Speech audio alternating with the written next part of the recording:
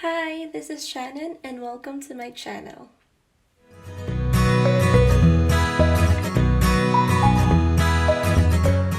Hi everyone, once again this is Shannon, and for today's video, I am going to share a little background about myself, and at the same time, I will explain to you kung paano ako nakapunta sa United States through J1 visa.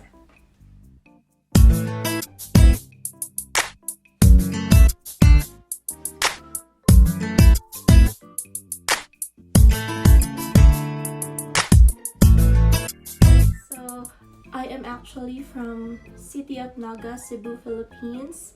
I am 23 years old, but when I reached USA, I was still 22.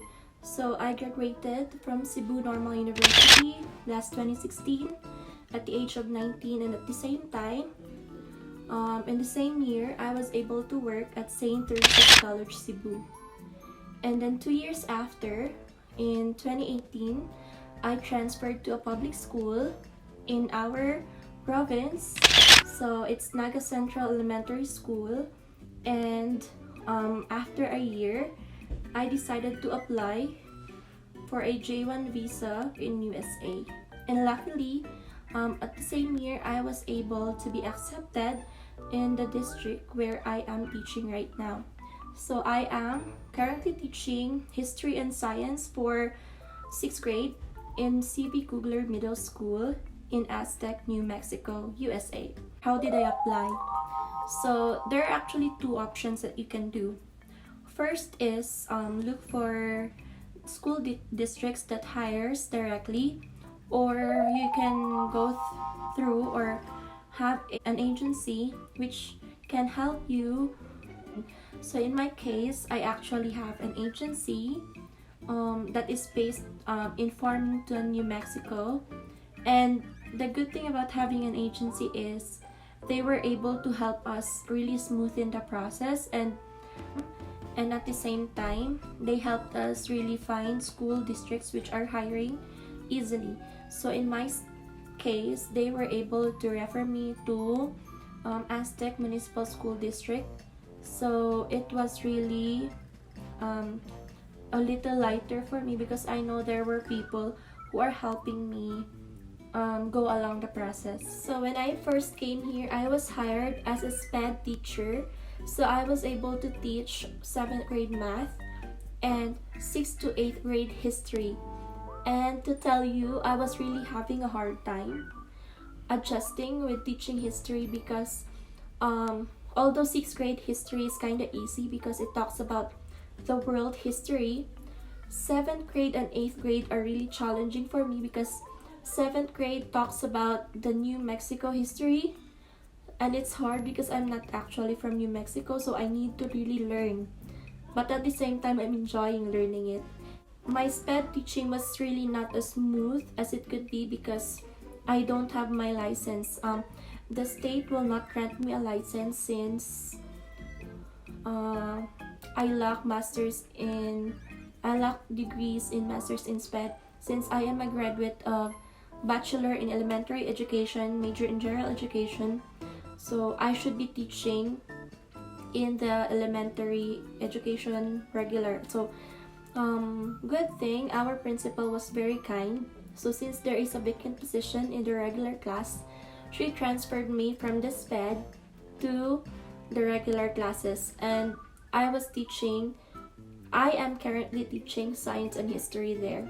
So the transition was really challenging, but I was enjoying it since it is really a learning experience for me. And at the same time, I will also be able to receive my license already. So from that, when I transferred second semester in December, the state gave me a license for teaching elementary education, or K to 8 levels, and then but it's only for a year. So I need to take a test in order for them to give me the 8 years license. That would be until 2028. I was able to pass. So right now I already have my K to 8 elementary education license, and at the same time, I am already not worried not to be kicked out in my job. So that's one tip. Make sure to apply for that degree that you are really credible with, or like you really fit in. So for example, you applied for elementary education. Please make sure that your degree is actually elementary education. And if you apply for SPED, make sure that you have that SPED license in the Philippines. That will make life easier for you here in United. So for those who are requesting and asking how I was able to reach United States, so I am actually here for a J1 visa. So what is J1 visa?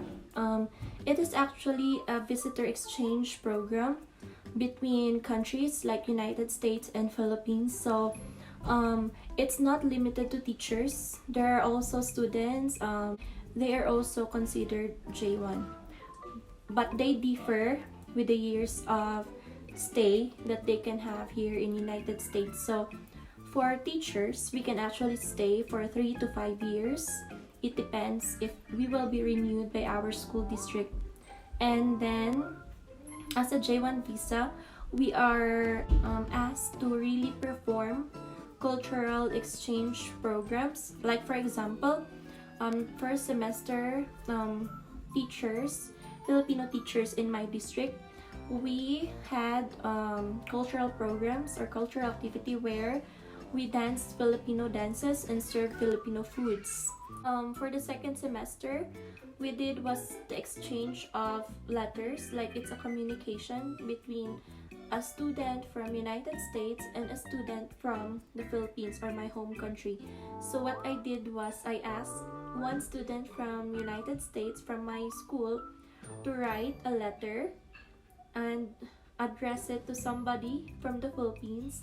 And then the other one, I requested my student, my previous student in the Philippines, to respond to that letter. So we need that because the Department of State is going to really check it and make sure we comply with all the requirements as a J1 visa holder.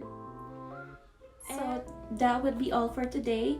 If you have questions regarding J1 visa, please write a comment below, and don't forget to subscribe for more interesting videos about J1 visa and life in America. Thank you so much and have a good day. Bye!